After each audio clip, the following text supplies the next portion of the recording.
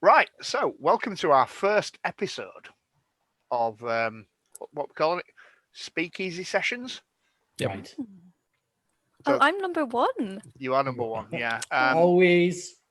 So we'll get around to the introduction in a second, but we do mashed and we do bacon and we do things like that, and we do our usual arguing with people on Twitter and getting blocked.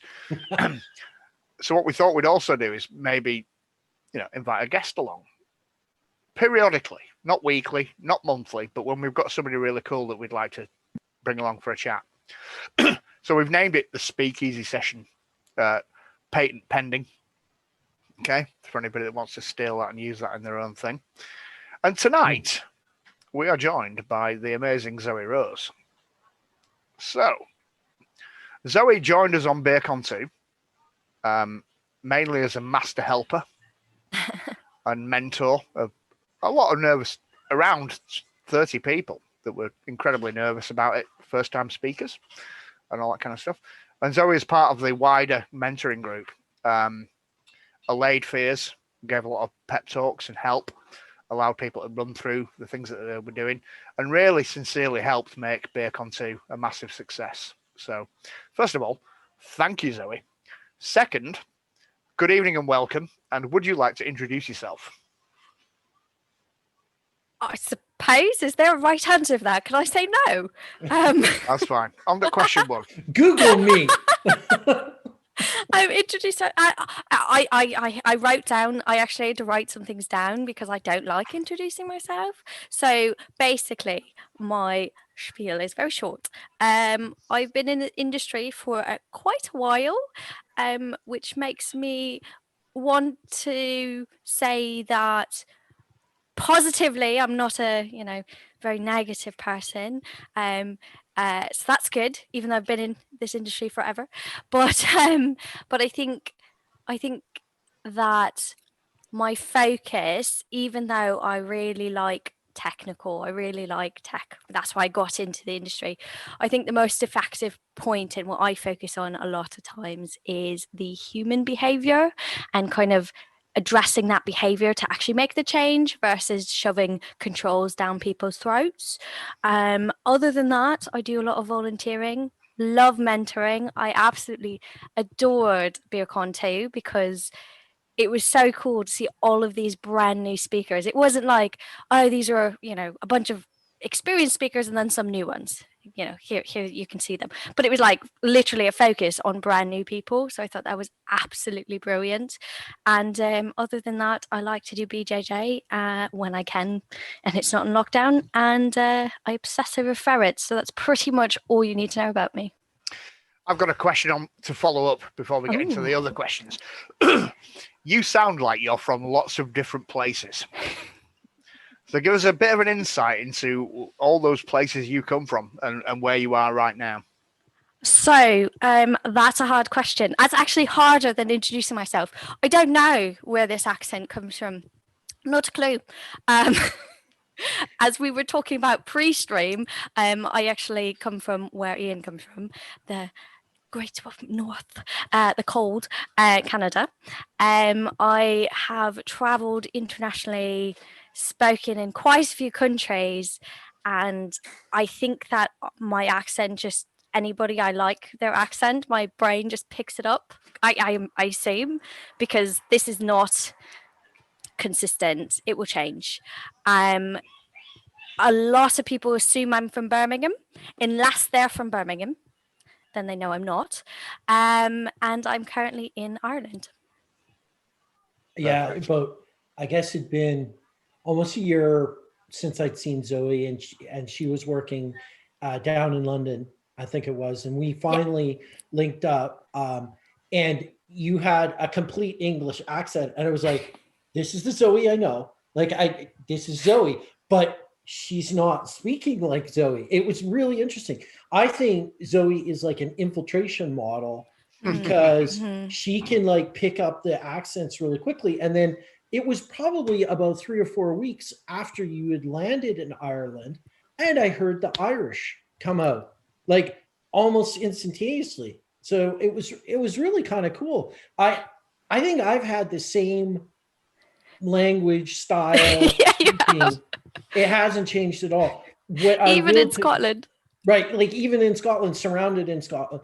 But I think it's really interesting because it's like how brains work, and yours can grasp that. I can pick up like the local colloquialisms, like, you know, using mate, for instance, or cuppa or whatever. But I mean, I'm going to say it like a North American, and they make total fun of me for getting pronunciation completely messed up all the time. Brilliant. Yeah. Yeah, no, I've noticed that about you. I've been told, I don't know this, but I've been told that essentially it's a very high empathy. And so I listen, but I listen in a, I don't know, it's like, not to say that I'm talented at this, but people that have like the perfect notes that they can like, they're musical and they can, you know, sing nicely. I can't, not musical, but apparently it's a similar kind of skill. Unfortunately, it's not massively useful unless I want to convince somebody I'm from somewhere, so I can get away with that. But that's about it. It'll probably stand you in really good stead professionally as a social engineer. So you can pretend, because a little bit when you started, it felt a little bit like West Country accent, which is kind of Birmingham-ish, but also sort of Somerset and Dorset and all that kind of thing. And then as you were continuing through, you switched into more of an Irish sort of twang. It'd probably get you anywhere, I would have think. 4 cocktails for me, and I sound like a girl from Essex. Oh, does it change if you speak a foreign language though? Like, do you pick up? Do you like if you speak French? Do you speak in like a local accent or? I would love to be able to speak more than one language. It's not great. I think I can understand more accents than most people. Not say that I'm brilliant at it, but from communication with like, you know, other people that I've known, they've said, you know, this type of accent they can't really understand. And then through my kind of a little bit of research on my own end that is not scientific at all. Apparently, when you're a baby, there are certain sound, like babies can pick up different sounds because they have more wiring in their brain that eventually goes away when they're not, you know, practicing it. So when you're older, it's harder to hear those other sounds, which is a very basic way of doing scientific stuff. So I'm sorry if I'm simplifying it too much, but essentially, for some accents that people struggle with, I do find it easier to hear those differences. I, however, cannot say all of the differences. Like, for example, I'm trying to learn Polish because my beautiful, beautiful husband is Polish. That is very difficult. I am not doing a good job. However, I can hear changes. I just can't speak them. I also can't roll my R's and I can't whistle. So there's a lot of downsides. Fair enough. Brilliant. I can't snap my fingers either. No talent. What? Hold up. What? You can't snap your fingers. Doesn't make any noise. We need to teach you before we go off this call. Anyway, that's what back being to in a band's security. all around. Yeah, back to security. So, but yes, it would be useful for social engineering. To be clear, it would be. I don't really focus on that a ton. So maybe when I retire and become a mastermind of not so ethical things.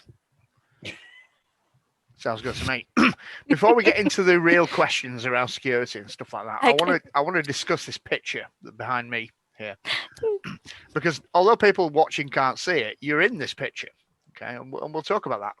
So from left to right as you're watching, there's Troy, Sean, myself, John Opdenacker, bear farmer, and then slightly to the left is Scott Helm, and then a little face there, that'd be you, and then Jess Barker and FC in the picture. Yeah. So that picture was taken at B-Sides London in 2019, and it was a few minutes after we'd come out of doing our talk, and you came up, and in that picture, you're wearing a hairpiece. Wig. Beautiful. I still have it. Lovely wig. So before we get on to serious questions, is your now red hair your hair or is it a wig? It is actually my hair, and you can tell because it's not as pretty as that hair. It's like not as fluffy. Yes, this is my real hair, not the real color. I've dyed it. It looks very dark in this video, but it's not actually that dark.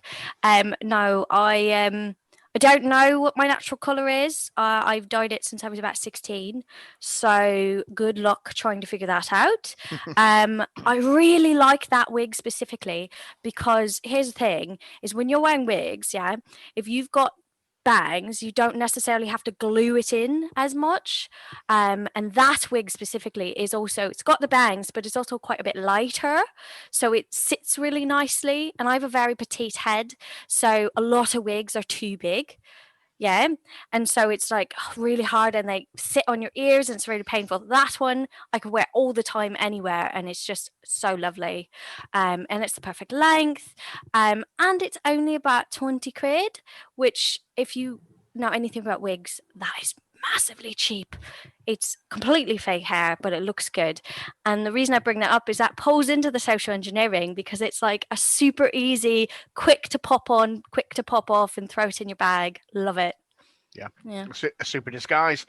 And on the Yeah. subject of whether or not we'll be needing wigs soon, yeah. Even Scott looking great, very hirsute. But when if you look closely, it's all going. To recap, we've heard from Zoe on her ability to instantly adapt language styles to any culture that she jumps into, and wig tips for a quick disguise. Yeah. I wonder. What's next? Brazilian Jiu-Jitsu for covert assassination. Self-defense. I'm really good at choking. You know, like good to know. Right in there. Mm-hmm. All right. What else? Contacts. Yeah. Right. If you want to fit in, I've learned. So I always thought green eyes was really normal. Everybody had green eyes in my family. Green eyes apparently is not common. So turns out if you really want to just not stand out, put in like brown, unless you already have brown, then you're lucky. Also, don't be as short as me. No. Because I look like a child. That, as you can tell from that picture.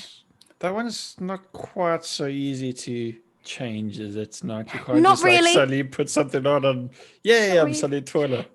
You can get lifts in your shoes. I think there was a criminal one time that he had put lifts in so that the camera wasn't able to measure his height properly. But this was years and years ago, and I think they've gotten better because they measure.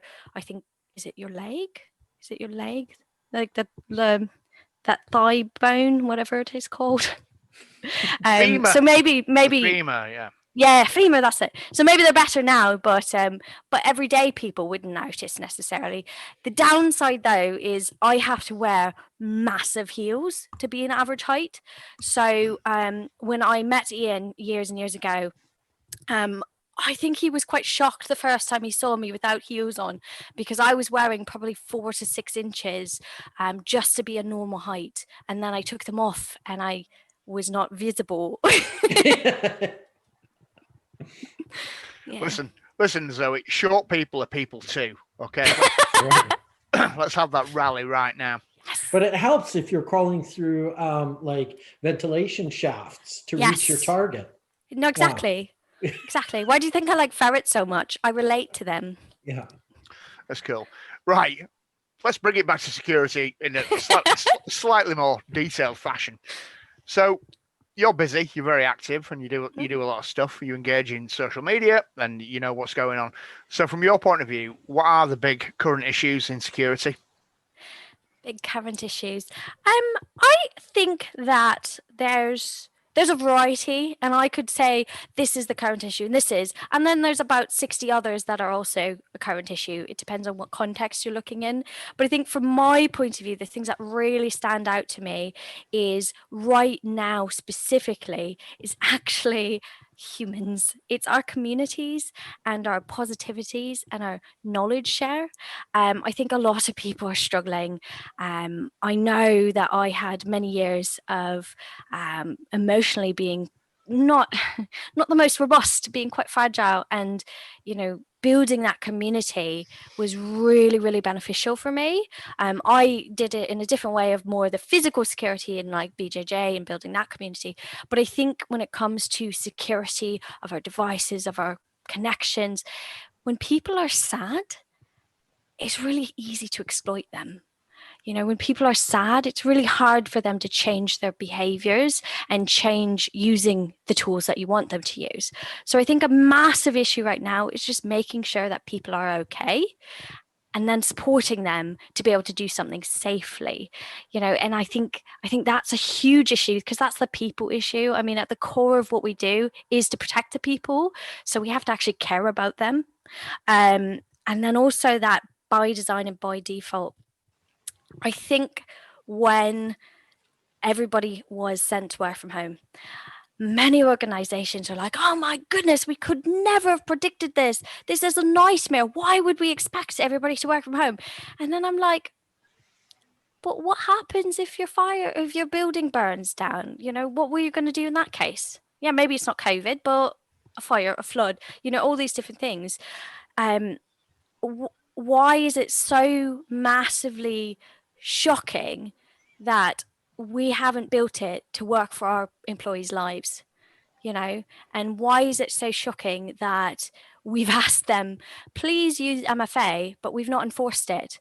You know, we've said, please set it up, but we've not actually said you have to set it up, and not set it up in a way that they can't get around it, you know, because that knowledge share piece is, we do need to implement these controls and these practices, but we need to do it in a way that makes sense, a way that actually works for them to be able to do their job, and three actually, and also a way that they can't get around it, because if they have to get around it, then we've done it wrong.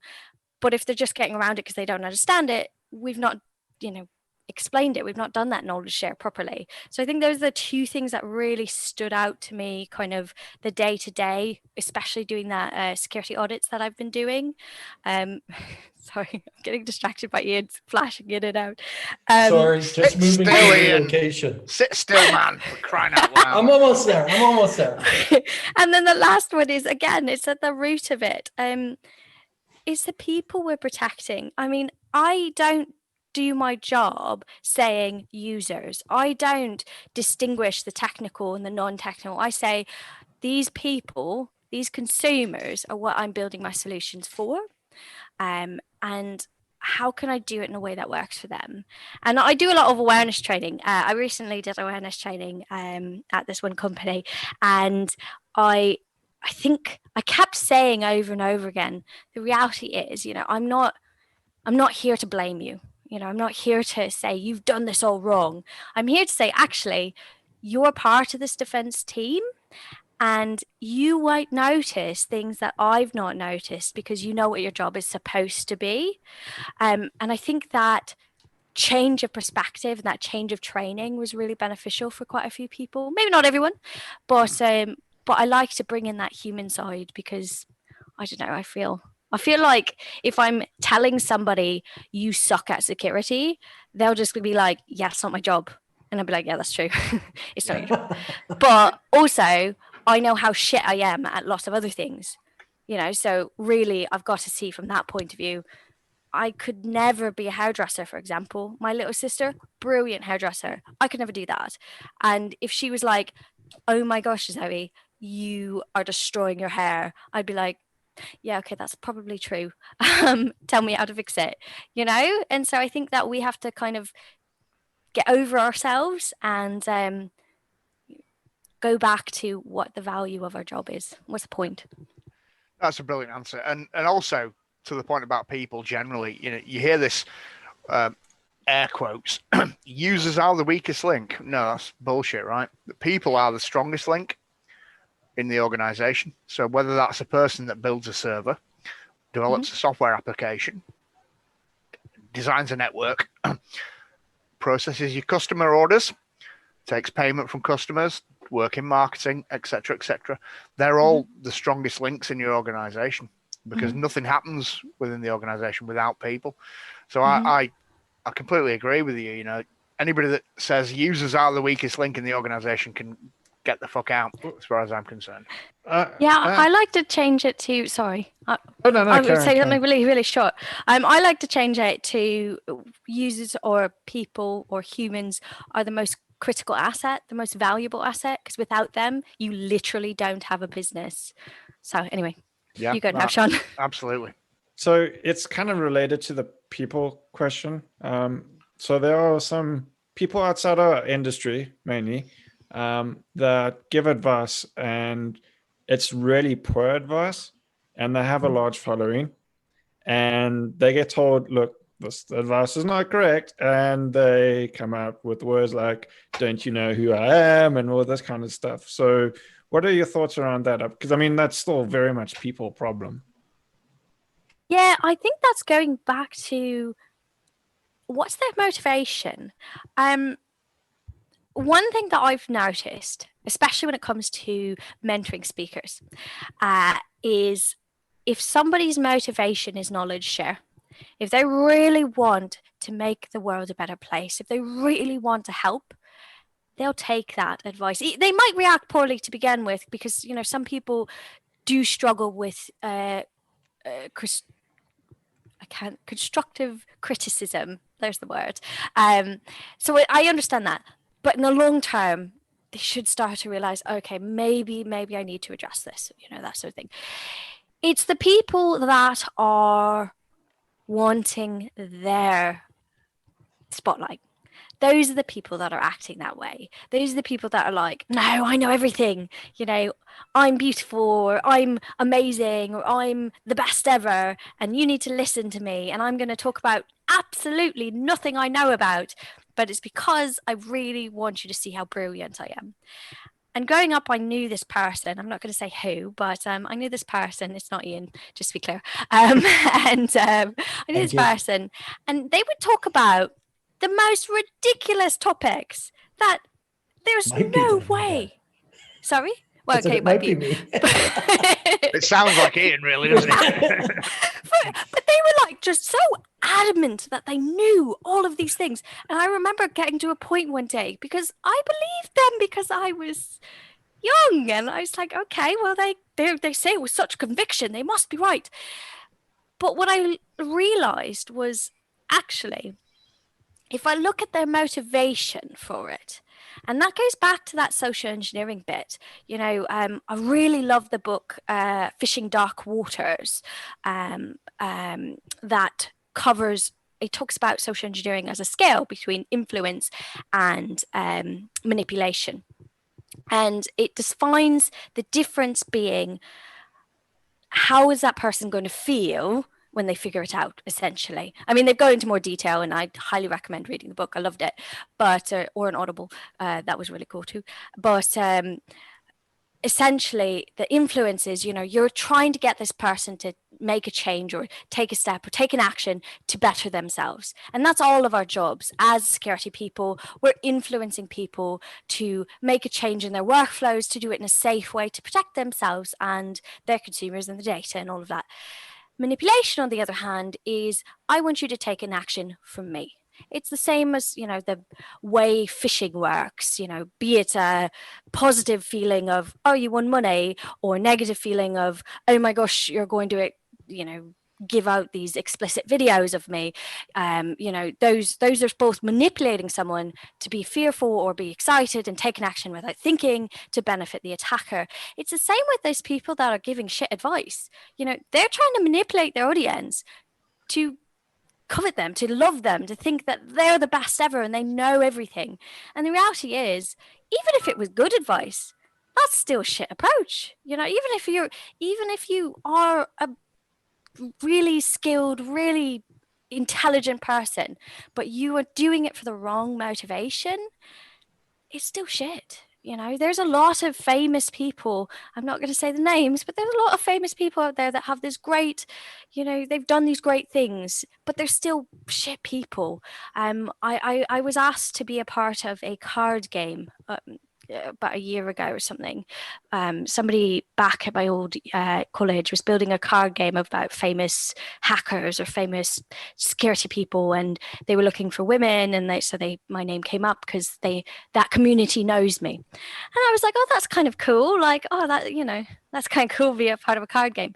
But then I found out that they were going to use another person who has made a difference in the industry, but is known as an abusive person. He has been charged with not good things and has harmed women. And I was like, you can use me, but that person can either not be in that deck, or don't put me in it. Or if you really want to talk about that thing that they've developed, you can talk about it, but you cannot bring in their name, because celebrate what they've done, great, but not them as a person. And I think they just dropped me. And I think that kind of is my approach for how I deal with people, because even if you have great advice or shit advice, if your motivation is, I want you to think I'm a god, then it's not going to bring value to anyone. What, Zoe, to the potential argument that you are here joining us tonight and you're in a panel with 4 white blokes? Because that is diverse though. I mean, we also have to think about diversity in the sense of not just gender. Yeah. Ian was in the military. Ian is North American. I am female, yes. So that's another diversity.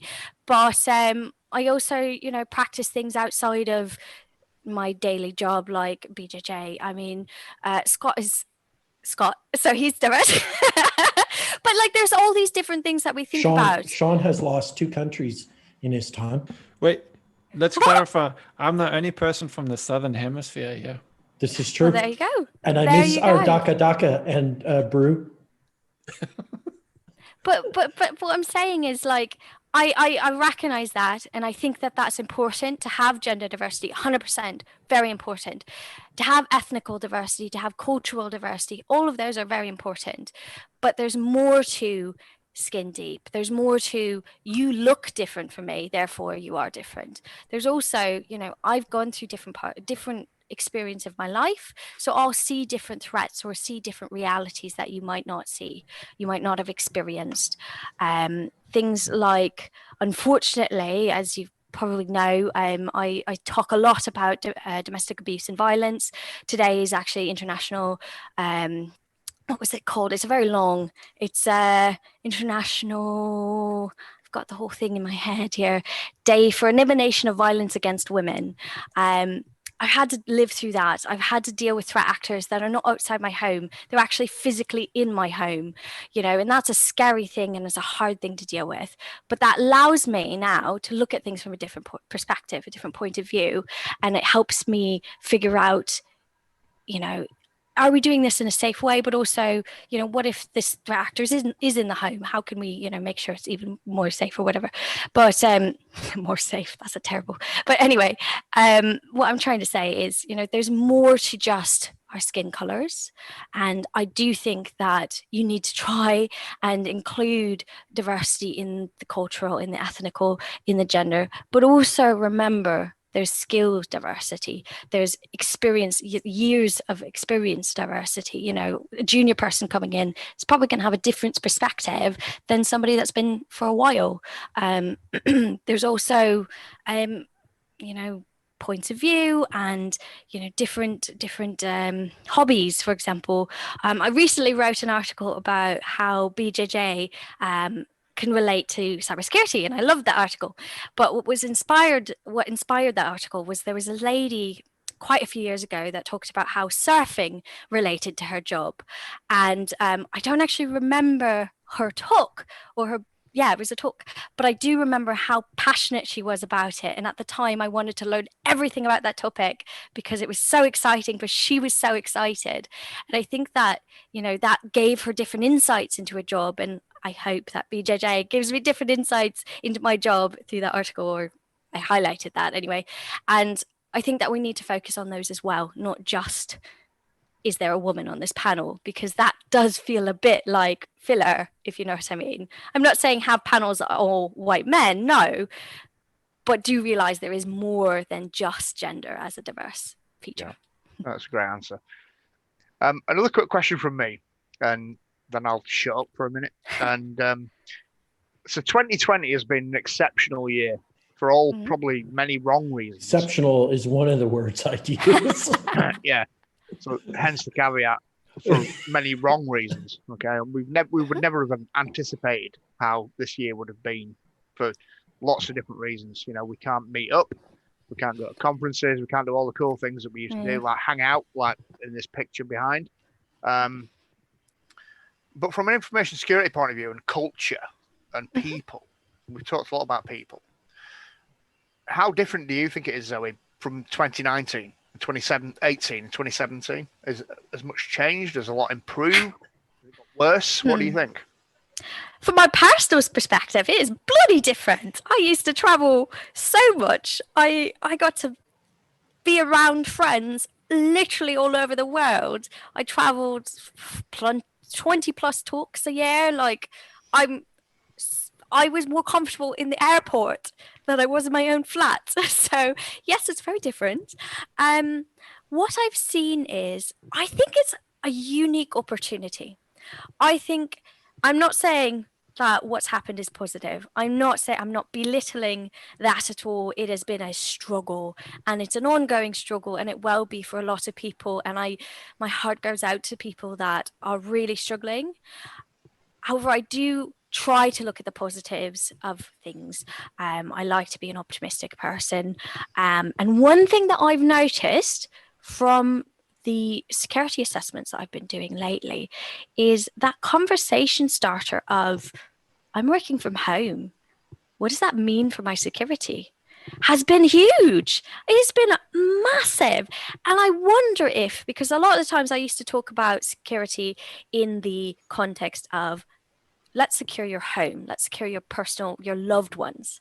And that's been really good to like get that conversation flowing and get people interested in having that discussion without that negative connotation of, oh, you're boring, you were talking about security, you know? And I wonder if that's why, because they're now bringing their work home with them. They're working at their house. And it's like, oh, is there a risk? You know, if I'm going to do this, am I putting myself at risk, my personal devices at risk? Because some people have had to bring your own device. Am I putting my family, or is my family, you know, is the security of my home going to put my business at risk? You know, that's kind of almost started that conversation for people.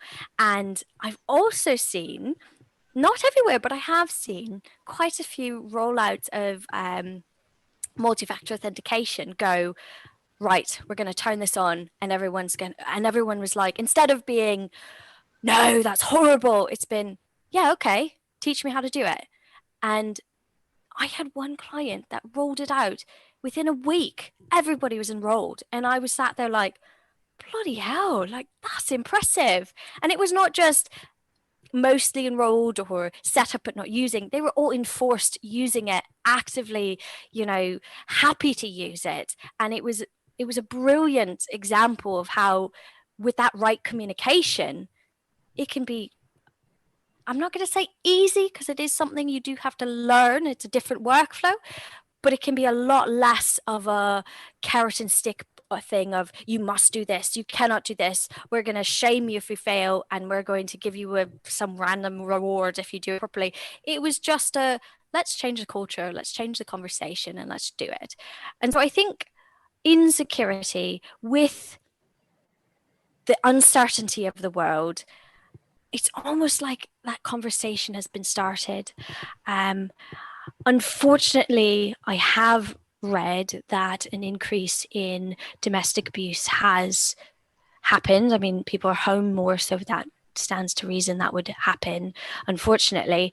But I've also noticed that that's also had a negative impact of, I've had more people coming to me saying, I need help. I've had people coming to me saying, my partner needs help because this ex is, you know, targeting them. So there has been that negatives, because they're bored and they are angry, and, you know, they're doing things they shouldn't be doing.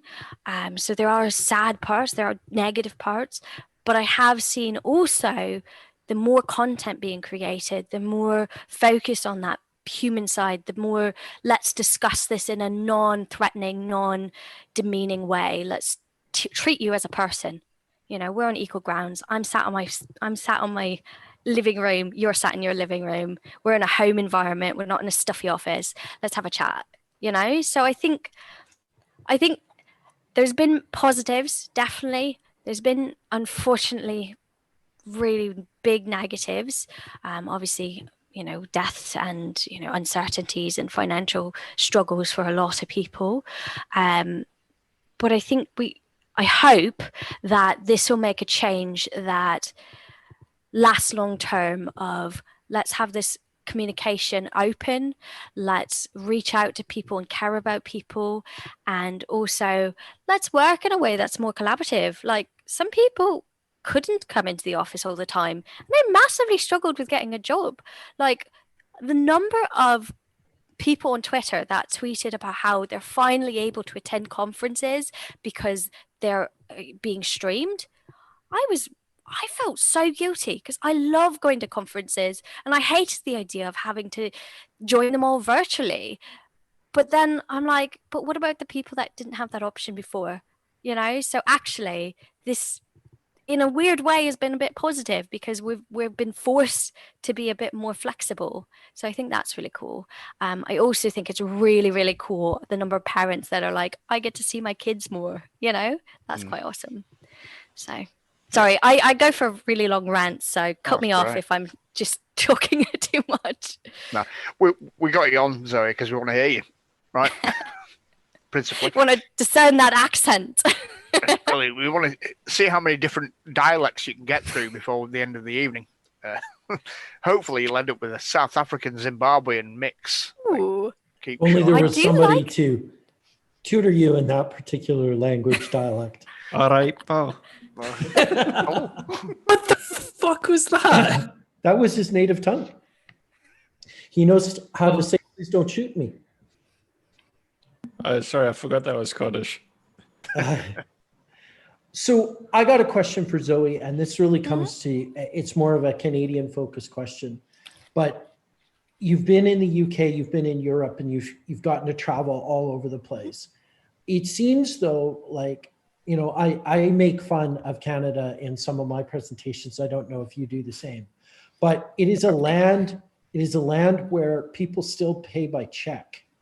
Do you feel that Canada in general digitally is not like as advanced as the rest of the world, or do you sort of feel that there's some safety in the nostalgia of Canada? I don't want to offend anyone, but I have. You've come to the right place, by the way. If you Yeah. want to offend Yay! We don't offend anybody. under any I would circumstance. say we're not okay. So growing up in Canada, I wasn't allowed. I would go to the shop and have to have cash for many, many years because they didn't have a debit machine. I know how to write checks because to the day I moved from Canada, I had a checkbook that I had to write checks to pay my rent. Like, that was normal to me. Going to the UK, they had Amazon Prime. Like, I could get something within 4 hours. And then I moved to Ireland. And I was not allowed to open a bank account. Still can't. I can't do certain things because, you know, the structure just isn't there. You know, like I can't. Amazon Prime, next day, no. No. If you get it within a week, you're like, yes. If you get it, I mean, I get post sent to me that doesn't get sent to me because they don't understand the post address. You know, like so I want to say that, not to offend Ireland, because they're lovely people. They think I sound funny, but other than that, everybody does. But then we also have quite a bit of security, so all good things. I think that Canada has this weird perception, it's so backwards. It has this weird perception that it's this friendly neighborhood, nobody's going to steal from you in Canada, but I think that's almost not reality of what it is. There's some things that are very backwards. I will admit that. You don't get next day post there, not possible. But I have seen lots of regulation changes. Like they've got I wrote an article about one recently that's way too long to say, and I can't even remember the shortening of it. So that's a bit unfortunate. It's not as sexy sounding as GDPR, but it's in the same kind of context of, it's a privacy, it's e-commerce focused so that Canadians feel safe to buy online, all of those different things, and also trading and, it's all important. So I would say Canada is weird. Canada is weird because it does feel like it's behind the times. When I worked in Canada, I struggled to get a job because I was told women were too distracting to men. In one of the employers said that. I had a government position where I was so uncomfortable that I had to leave, being the only woman, being told it was my fault because I chose the industry and I chose to sit in the room that we had to sit in because that's where our desks were. I had to block their numbers when I left. They were so creepy. And yet, it's got that, but then it's also got these brilliant other opportunities. So I think, it's got the negatives, but it also has the positives. It's got the you might have to pay cash somewhere, you might pay by check, but it also does actually care about privacy, and it's got a brilliant social media account that talks about data privacy. It's the Data Privacy Commissioner of Canada, I think, their account. The other cool thing is all of these different accounts have a French and English account, so you get to see in both languages, which is really cool. So I think I make fun of Canada as well, mind you, but I don't think it's as behind the times as we actually think it is. Whereas I have friends that I mentor in certain countries that they just don't have the opportunities we have. The talk at BeerCon 2, that Yellow Ghost, what's his actual name? Ben talked about Japan's techno security kind of culture. That's quite a bit behind because of what was illegal before and now is allowed, and people are trying to phase it in. So I think there's no country that I would say, yes, this one's got it, they are doing some sexy things. No, we all have failures, but I would say that it is different. I would compare Canada and the US relationship as Ireland and the UK, maybe a little bit less negative necessarily, but it's like I moved from Canada to the UK. I felt like I was moving to the opportunities that you have in America compared to Canada, and then I moved to Ireland, and I feel like there's some things that just aren't quite there. There's some maturities that are a bit behind. In some countries I've traveled to, I've talked about foundations of security, and then I've sat there. I did a keynote once. I love keynotes. They're so cool because you're like, oh, these people actually want to listen to me. But I did a keynote once, and then I sat through the rest of the conference, and I sat on my desk with my hands, like my knuckles were white, because the advice that they were giving was so poor. Don't go through my talks, please. I would feel really guilty if you figured out who I was complaining about. But like the advice that they were giving was something I would have given 10 years ago. Yes, I wouldn't even have given 10 years ago because that advice then was poor, So I think that we give Canada, we make a bit of fun of it, Ian and I, but we're Canadians, we're allowed to do that. You're not, but like there's parts of it that are brilliant. There's parts of that are just so cool, and then there's parts that are just like me purchasing my birth certificate. I can't do because I wasn't born in the same province as my mum, and the form just doesn't work. Like, what's that? I can't call them. I literally had to get my mum to go to the place to buy my birth certificate for them to post it to me. and then I had to worry about them getting it to me. And, you know, so there's some things that they do really, really well, and then some things that are like, seriously? And then there's some countries that have these brilliant opportunities, but then they still are spouting this terrible advice. And, you know, so I think on a global scale, I would say there is no country that I would say this is the country. I just wouldn't. Brilliant That is answer. a really long rant. Sorry. No, it's cool. It's cool. I want to build up on that. Point A is you're in great company if you want to swear. So you don't have to not swear. If you don't want to swear, I don't like swearing. I don't know. and that's fine. The second point is that you, as you said in your previous testimony to the answer or to the question previous, you've been all over the world, right? Mhm. So you've delivered testimonies and talks to audiences. I've never been in Africa, to be clear, or Antarctica. And South America. Those are the three I haven't spoken on. There's 3 continents. If there's any conference that wants me to speak there, I will bloody speak to penguins. I don't care. I just want to check those off my box. They've probably got a view on multi-factor authentication, penguins, I guess. Probably. But my question really is that having gone around 4 of the 7 continents, and spoken to audiences that are either information security people, academics, people in industry, and so on and so forth, are you finding that in your view things are getting better? Do you think things are getting better, or are we still like hamsters in a wheel, just going round and round the same old arguments and not really solving any problems? What are your thoughts on that, Zoe? I think that things are improving from when I started. So I no longer, I now am shocked if I'm the only woman at a conference. If I'm the absolute only woman, I'm like, what? Why? What happened? You know? And I mean, I am making the assumption there that people appear female. They might acknowledge themselves as women, but don't appear in a feminine manner, to be clear. But I am surprised by that, because that isn't necessarily as, I don't want to say it's as shocking, but it's, you know, if you're hiring a woman to keynote, it stands to reason, you know, like there may be another woman there, you know, so I think that that's positive, because diversity is making a huge difference in making us more secure.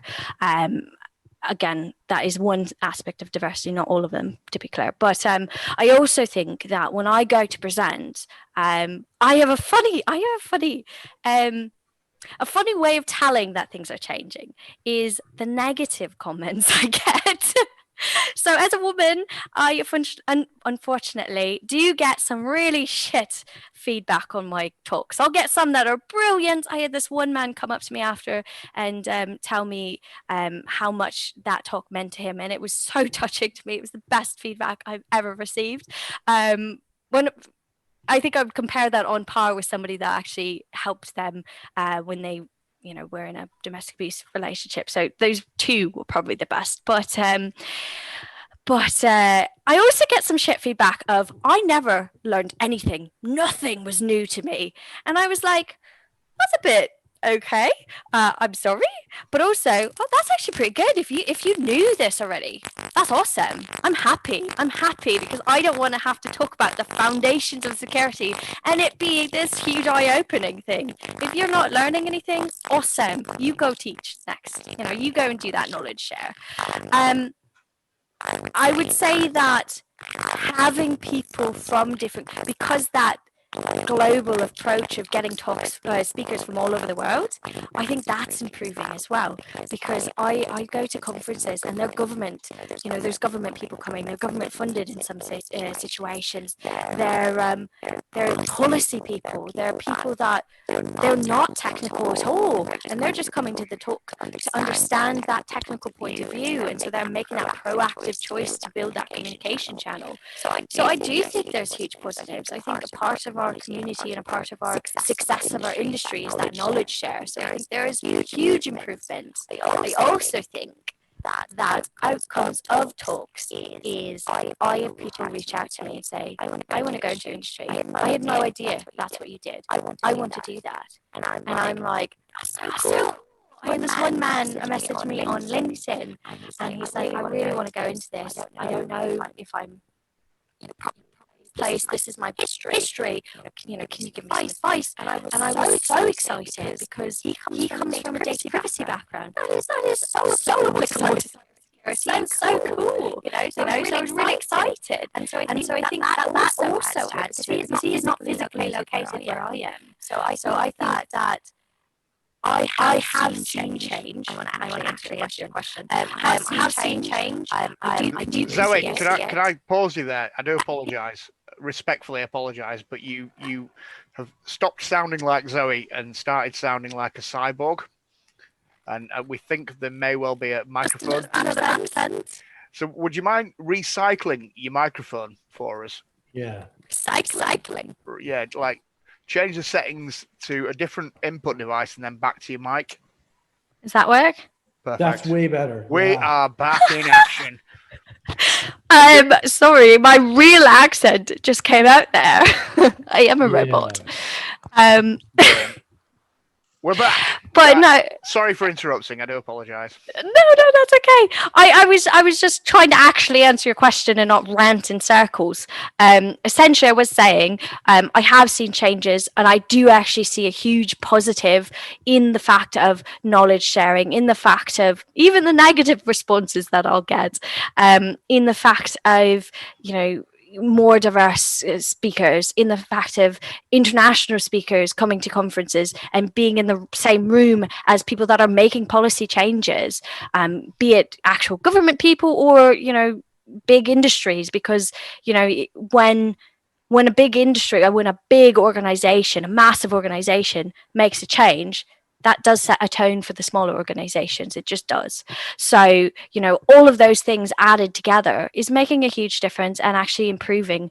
And also, if you work in a small bubble and you only speak to the people around you, you're missing out on a lot.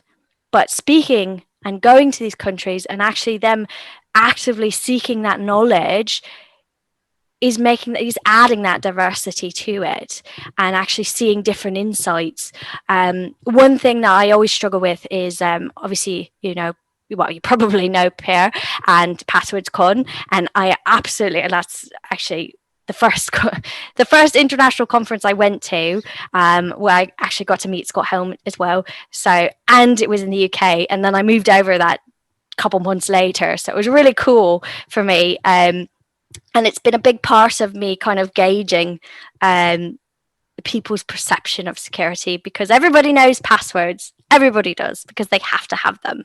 And seeing the difference in that discussion of, I hate passwords, or this is a password and I just use it for everything, to, I know what a passphrase is. I know that it's important not to reuse, or I know what a password manager is.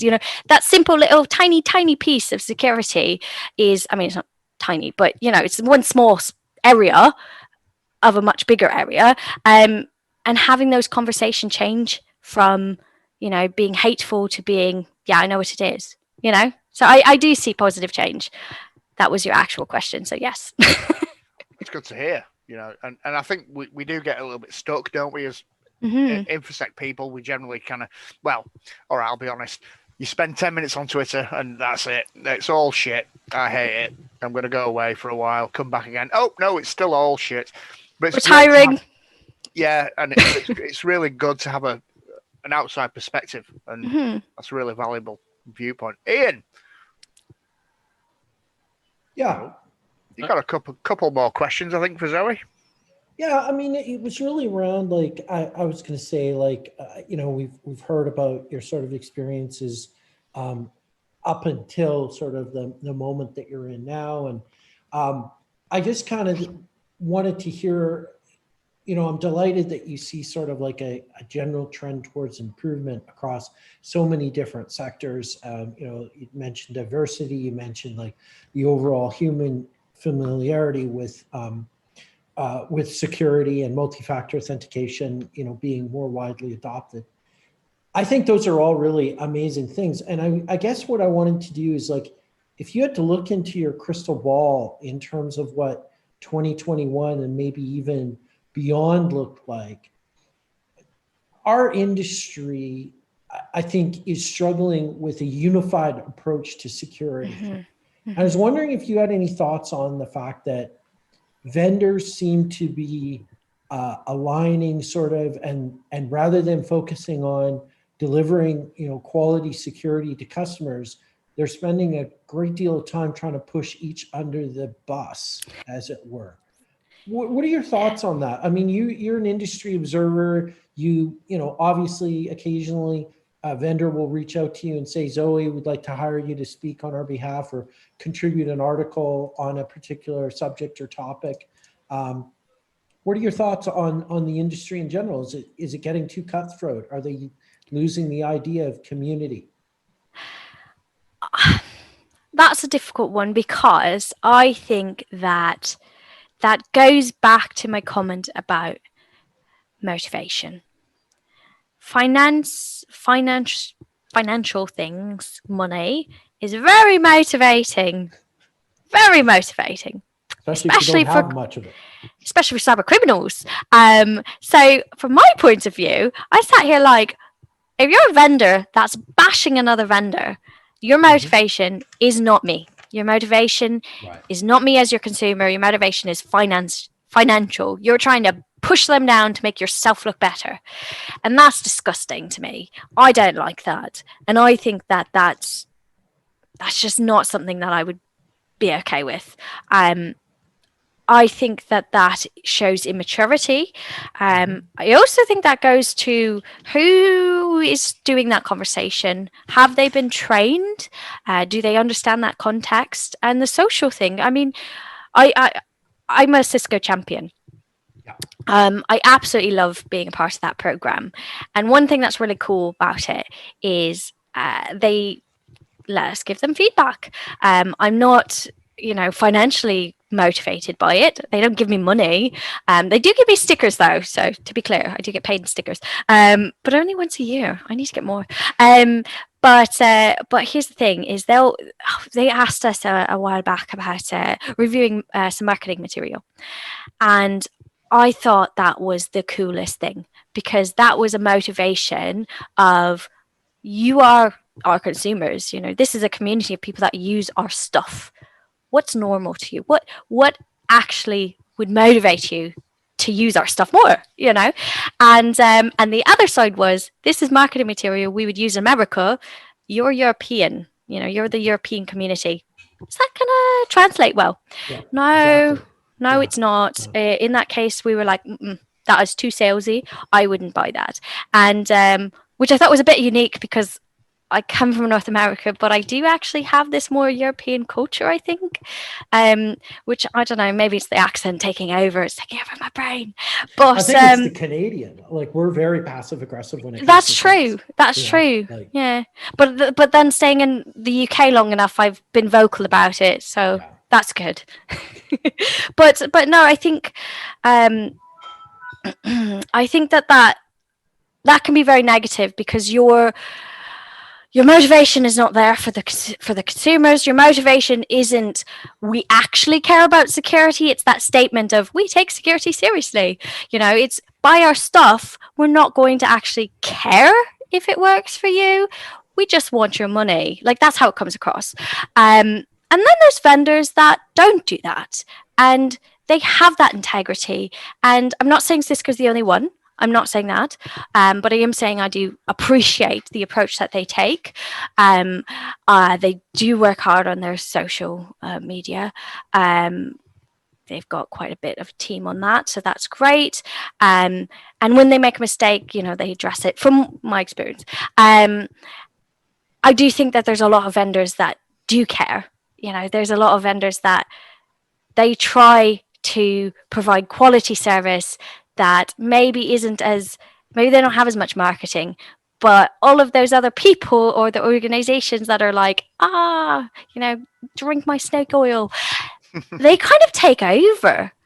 And then it just almost poisons the water for everyone else, because you hear vendor and you're like, ugh, I don't want to deal with them. But then part of Tech Field Day as a delegate as well, another random thing that I'm a part of, which is really cool, is I get to see these other vendors that are like, you are our audience. You know, some of the talks for Tech Field Day, you don't even get to see because they're not actually streamed. Some of them are private because they're like, what do you think? This is our solution. Talk to us. You know, it's not finished, it's not market ready, but let us build it in a way that is going to work for you as the community, for you as the actual consumers. And I think that makes a huge difference. And those are the vendors that I'm like, that is sexy, that is security, that integrity is what makes you succeed. And I love that. So I think the culture around that negativity, I hope changes. Oh, you did actually say, what do I see in 2021 and onward, didn't you? Yeah, but I think you did a great job of trying to sort of frame it on the fact that there are kind of like two camps that try for genuine engagement, admit it when they make mistakes, and are always are committed to continuous improvement. And then there's another camp that is firmly decided that fear, uncertainty, doubt, and I'll add that the other two Ds, denial and douchebaggery, are sort of their go-to marketing plan. Dickishness as a service, right? Dickishness. Yeah, and it's disappointing. Like, I could be a dick if I wanted. I could say you're all stupid and I know better. But what would that solve? You know, what would that, it may make Ian laugh, but what would that solve? You know, and it just upsets me that they would be so irresponsible and so pathetic, I guess, because it's like, you're not actually addressing the problem. You're just criticizing everyone else. What's the point there? Yeah.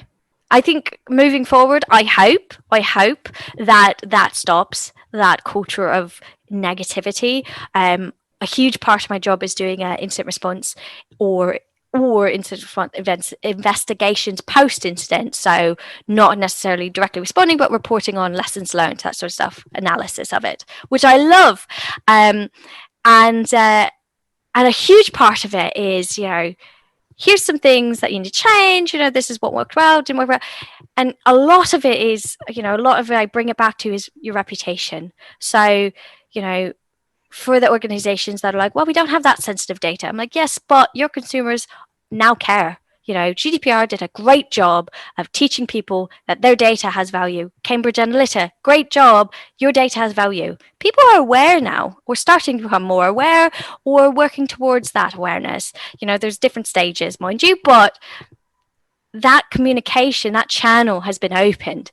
Now you need to start caring about it. You can't just bash your competition and say, we're so much better, because you know what? That's just fucking with your reputation. And and also, welcome. Finally, and it doesn't look good, and it's not going to. When you fail, it's going to look even worse, and you're going to have a group of beer farmers bash you on Twitter, which I would say is embarrassing. I don't know if we bash Zoe. I think we try to gently helpfully point them in the right direction. There you go. Yeah, brilliant. Listen, Scott, you've scooped a question up from Dan Con. The question is probably a composite of questions, but would you like to put that question to Zoe? I can, after Sean asks. I think he had a question or comment. Apologies, Sean. Yeah, I was gonna the one thing around the human side of it, and getting people engaged. Do you think it's also a scenario of we don't explain the impact enough? So take cross-site scripting, for example. Like every single example you see is an alert box. I'm a developer. I'm going to go, and wow, you got alert box popping up. Whoop-de-doo. Where we don't do a good enough job of explaining the actual risks. Why? You must do this. You must do that. Not this is why you need to do it. Do you think that's a big factor in why we're failing in some areas? I would say you are spot on there. Growing up, I annoyed the heck out of people because I literally always asked why. Teachers hated me, parents hated me. They would say, do this. And I'm like, why? Why? And I think that is 100% it. If you won't tell me why, I'm not going to do it. Why would I change my workflow to suit your needs if there's no benefit to me? People want to know how that's applicable to them. And I think that is 100% an issue. But I also think putting into context can be very difficult for people. Very difficult, especially if you have absolutely no empathy and you just want people to think that you're a good. If your motivation is, look how amazing I am, you're not going to stop and think, well, what is that person? How does that person feel? What does it mean to them? They're not going to do that. They're going to fail at doing that probably. I've never met somebody like that actually can do that. So I think putting into context does require a relationship of some sort. It does require empathy of some sort. It does require you to see from your user or your consumer or your person you're working for, see it from their point of view. And what does that mean? And also that context of the pop-up box. Yeah. How many times have I seen reports that have said, you're vulnerable to this and it's a huge risk? And then they've come to me and be like, what does that even mean? Like, what is that? And I will do the ever boring vulnerability scans. I do those. They're not fun. They're not the cool side of security. They're not sexy, but they're important. And that context I put into them is really important, because if I say this is a vulnerability, this is why, this is the impact on your specific deployment, and this is what I recommend and why I recommend it, I don't, hopefully, see that again on the next time I do it, because they are able to, as a non-technical person in management, as a technical person implementing it, and as, I don't know, somebody else that reads it, maybe compliance, they can see that reason and that context, and they can actually say, I get this and I could take this away. I think the most important part of security is being able to simplify it in a way that somebody that doesn't know security, doesn't have that background or that context, is able to understand it and relate. So yeah, I think you've pretty much solved the problem. So hopefully we can fix that. Brilliant. Thank you for that, Scott. Yeah, no, I just want to before I read out Dan's question, last night a really unfortunate incident happened to me, where I ordered a pizza and the wrong thing came because they changed the process, and the process is ridiculous. And although I was really pissed about the pizza, I actually sat down after I ate the pizza that they gave me, even though it was wrong. I was pissed off, but I realized suddenly this is a brilliant way to explain to management teams when you change a process because it's easier for management for some random financial reason. You have no impact on the people that are using the system or the customers that it's going to interface with, and all it does is create problems. This is what happens. People get the wrong pizza. People end up with the wrong damn thing. It pisses the staff off. It pisses the customers off. Everybody fails for whatever reason because there's some benefit to management. But Dan sent through a perfect question, which was, do you think online cons since COVID-19 have brought out more diversity in the con attendance compared to previous years? He goes on to say other things and then says, actually, that's 3 questions, but I'll read them out anyway so you have the context. Do you see that increasing when we all go back to a post-COVID world? And then do you think cons are going to end up being a bit of a hybrid between the two? I think, I mean, I'm not going to talk from statistics because I don't have statistics to answer that. However, from my personal life, I've changed it a bit, my workflows, working from home. Also, I don't know if you know, but I've got this very big belly. So I'm sleeping a lot more. I'm pregnant, to give you context. So yeah, it's exciting. But but attending a full day of conference is not going to work for me. I nap a lot. I'm literally building a human, so I think I've got an excuse. But so even in like just laugh there. So even in the context of myself personally, I think that going virtual has been a huge improvement. I also work a lot, unfortunately.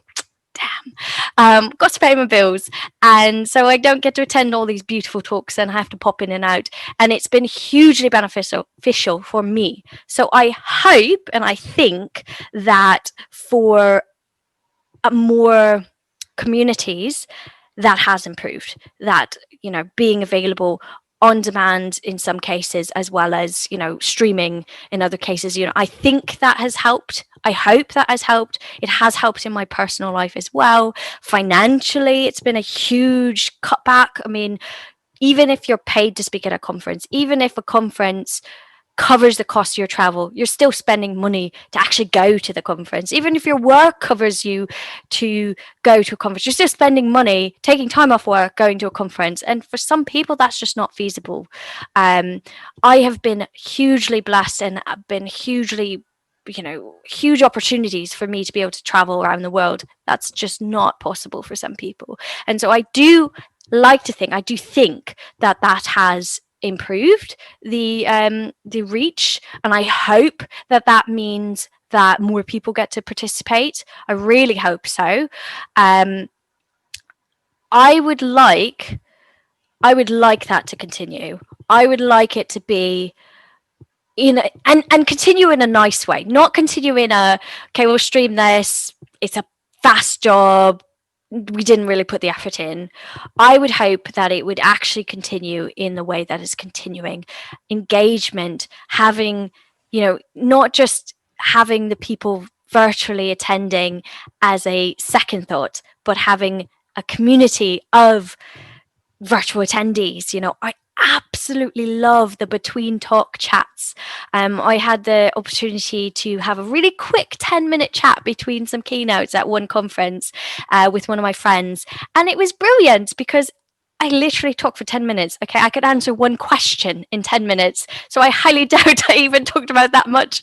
But I had feedback of people like, actually, that was really engaging. I really enjoyed that.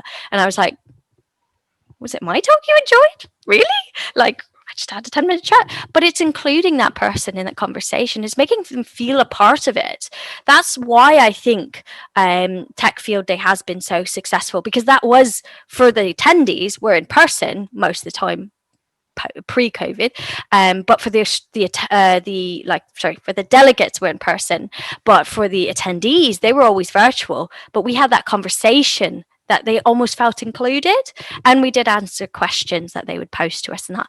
And so I would love post-COVID that conferences have thought of the in-person attendees, the virtual attendees, and the different type of attendees. I mean, how many conferences have like awards you can get, but you have to attend on the day? What if there's like some random, you know, Easter egg or some random, like, if you pick this up, you know, we'll send you you know, because I've seen that when it comes to security people, and I'd love other other communities to pick that up as well, because that's still engaging. You know, it could be years later and you'd find this one secret code or secret thing, and then, you know, I mean, maybe it's not feasible, but that would be really cool. I think including that engagement and that community that can't attend in person, I think is quite important, because if we lock it back down to just attendees, if we lock it back down to communities that can afford to travel, to pay those quite high ticket prices, if we lock it back down to a minimal community, we're cutting out a very important part of our community and a very important part of making the world better. I know that people have social anxiety. I have social anxiety. I know, I mean, you probably wouldn't guess it, that I actually get really nervous around people and I get really anxious before I go talk. But I usually have a nap beforehand. Even pre-pregnancy, I would have naps because I'd be so anxious. Now I just nap all the time. But I think going to a security conference for the first time is probably pretty scary. going to any conference for the first time is probably pretty scary. So if you can watch it and then feel like you're ready to go, maybe that would be better. And actually, if that means slowly introducing somebody to our community, I think that's going to be a huge benefit, especially if it's somebody saying, I don't know if that's a career that I could do. I don't know if I belong in that community. And if they just attend remotely and then say, actually, that's really cool, I want to be a part of that, that would be such a success to me. If our talk I gave changed somebody's career path for the better, that would probably be, I would say that would probably be the best outcome that I could have. Yeah. Because that's the whole point. We experienced that with BeerCon. Yeah, that's true. We literally experienced that. Yeah, we did. We'll come to that. I've got 3 things, and I'm conscious that Sorry. we've gone well over the hour, and we want you to have as much rest. I don't shut up. Sorry. No, it's not that. We want you to have a relaxing evening, and you've got somebody else to think about as well as yourself. So first, congratulations on behalf of the beer farmers and the people that are watching on your Thank you. forthcoming arrival into the world. So brilliant. Mini hacker. Yeah. They are going to be so hardcore. That's brilliant. Absolutely brilliant. I'm in a similar situation myself, so congratulations. Hey. No, it's just that somebody called me at a conference and went, God, you're much fatter in real life than you are on Twitter. Yes, and Mike's boobs have gotten quite big as well. So That's actually quite painful. I'm just going to say. Fair enough. Part of success in life is not taking yourself too seriously, I think. I think you are beautiful. You're very kind. The only person's ever said that. Just want to point that out. yeah, My there was image one daughter said person, it but was. apparently there was an exchange of money before that. The second thing was just to your point, Zoe, which is it's about creating a legacy, but it's not about the legacy where people go, oh, I remember you did this and they did that and this and the other. It's about creating that pathway for other people. So then the thing you do is handed up or handed over to the next person. They do their thing, and then the next person does their thing, and so on and so forth. Nobody needs to remember where it came from. They just need to. That's important. I think, right? Yeah, I think that's really important. It's creating those opportunities and enhancing other people's journey into it. Because I did not have a great journey into security. Ian knows this because he knew me around that time. I was in a domestic abuse relationship. I was scared. I was not safe, and security as a career allowed me to take back control. I don't want anybody to have to go through that. If I could stop that from happening, that is enough for me. I don't need the recognition. And I think that goes back to that motivation of, if your motivation is to be the loudest, most popular person, then maybe this isn't the right career. But if your motivation, as you said, is to make it easier for the next person and to enhance it and raise that bar in the industry wide, or globally raise the bar of security, then that's the right approach. That's what's important. Yeah, and despite what other people might think about the beer farmers, that is our primary motivation. Always has been. Always will be. All right, I want to finish up with just one little thing. BeerCon 2. Okay. And we don't want to go into a long conversation about it because there are going to be other ones. I know that you're doing a mentors panel chat with James, I think, next couple of weeks. I think 7th. Yeah, I think all we'd like to do is get maybe 5 minutes, really, of your thoughts around BeerCon 2. You got heavily involved in it. You didn't have to. Nobody paid you any money to do it, although you will be getting a shiny coin as a result of that. Yes. And a pint pot and a t-shirt and some stickers and stuff. But I just wanted to get your thoughts on how valuable you thought BeerCon 2 was. So I was part of BeerCon 1 and 2, and BeerCon 1 was a lot of fun. Loved it.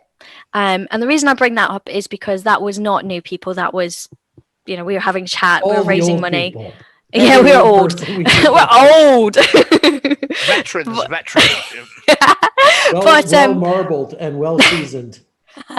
But the thing I liked about that conference is it already had the community and people tuned in to listen to the people, and that was quite cool. I just had a chat with you guys and it was lovely.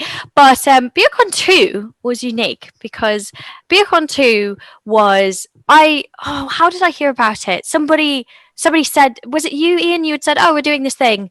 Or I saw it on Twitter and I was like, oh, that's exciting. And I just said, let me know if I can provide any mentoring. I can hold a session, I can have a chat, don't care, just let me know. And the opportunistic people that you are popped me in a Slack channel and set them wild on me.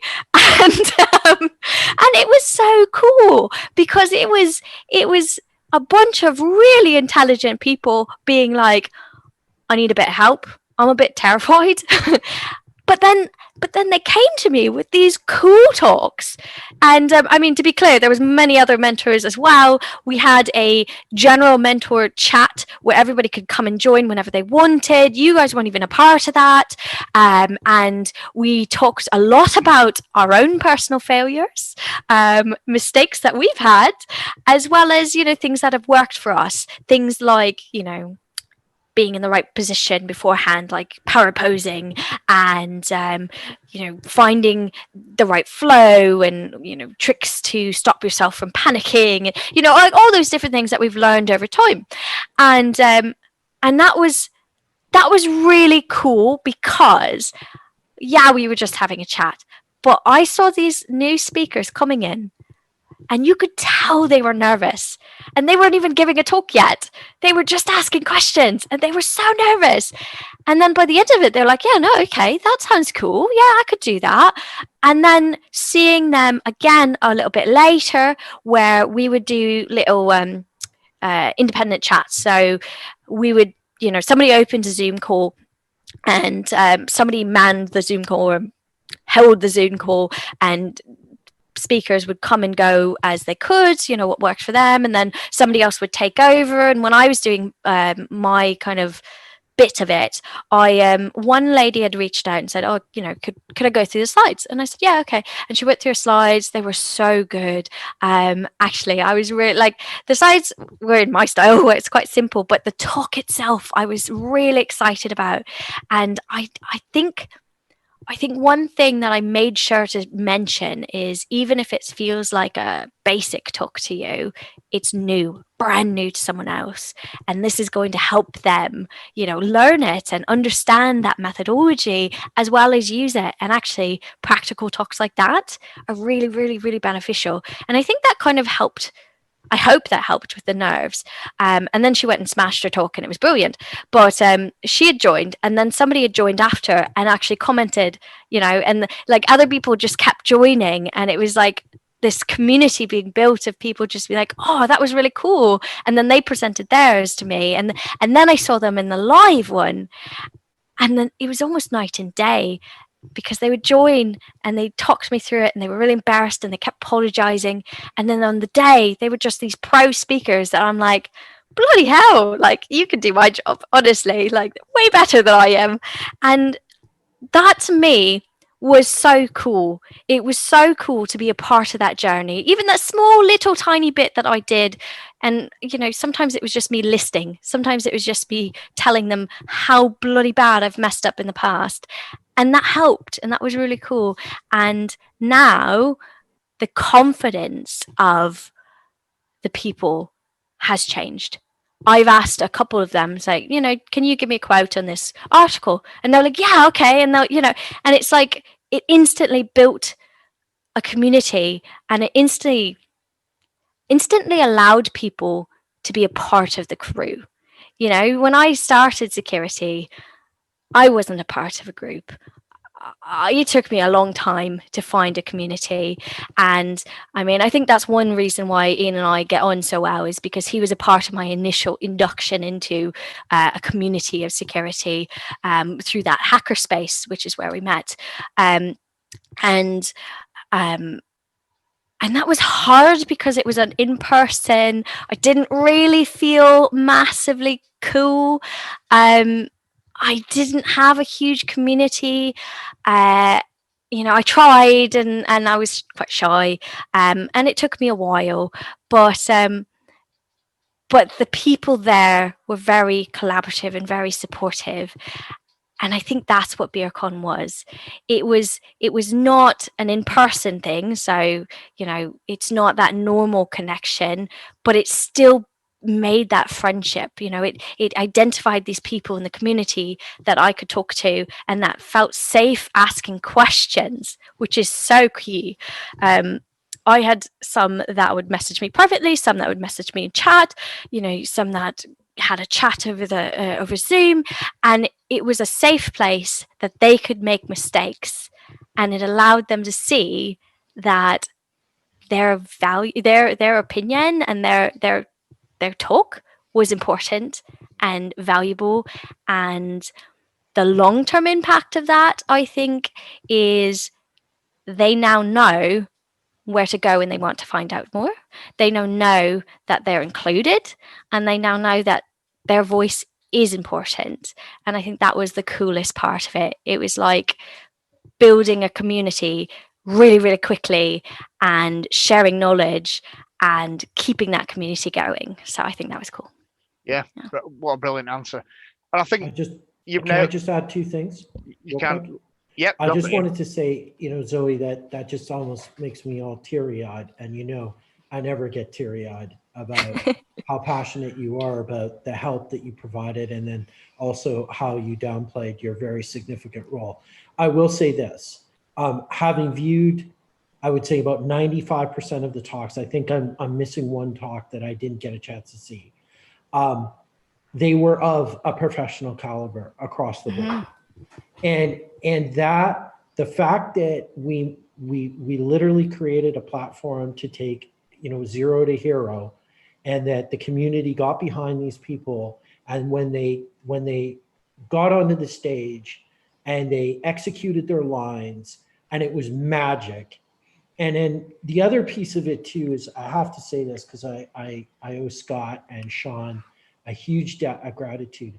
The fact that they made it the most professional, on the level of every B-sides I'd seen, on the level of every talk that I was recorded. In fact, better than some B-sides talks that I have participated in. Like, the audio was great, the recordings were great. It was literally like letting these folks open for, the Rolling Stones, or for, an amazing band. And I just felt like so privileged for that moment to provide that platform for those people. And it's just like, nobody squandered it.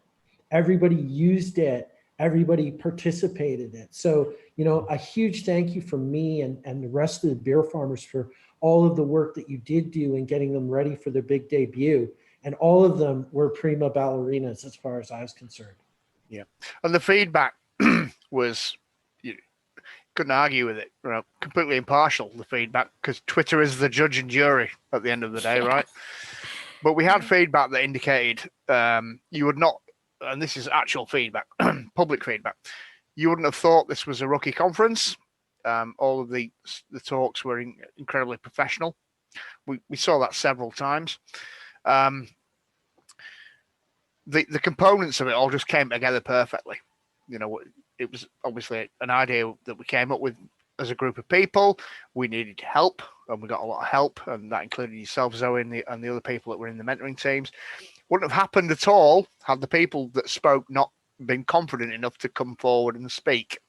It would have been a pretty quiet 2 days if it was just like the beer farmers going, right, we're waiting for the next speaker. Oh, no, we haven't got another speaker. Never mind. We'll tell a few jokes and sing a few songs. For me, the most important outcome and impact of this is the momentum that it generates. And we're already seeing the momentum, because through various different connections that have been created, and you talked about it, Zoe, community, a really fast establishment of a community, remarkable. Many of the speakers, I think 7 or 8 of the speakers that were at BeerCon are now going off to do Hacker Society talks. Wow, that's magnificent.